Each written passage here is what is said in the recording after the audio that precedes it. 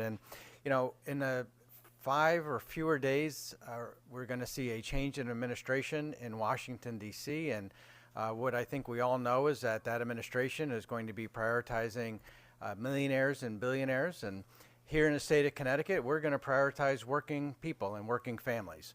And that's why we have these two pieces of legislation that are going to be so important to workers all across our state. And as Senator Looney says, hopefully we can join other progressive states to make sure that we are standing up for our workers. And we all know that with Amazon, they are growing exponentially in our state. They do provide jobs to many people, but we have to make sure that there are the parameters around those jobs so that people are safe and that they can have good working conditions. And I know that Senator Kushner is going to make sure that the bill that we put out there this year is going to do exactly that.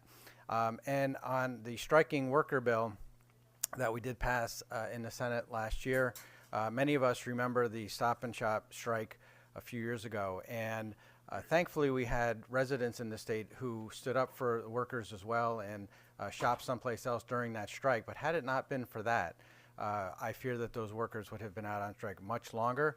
And thanks to their union who stood strong with them and the workers who stood strong, they managed to get a decent contract finally. But it took a long time.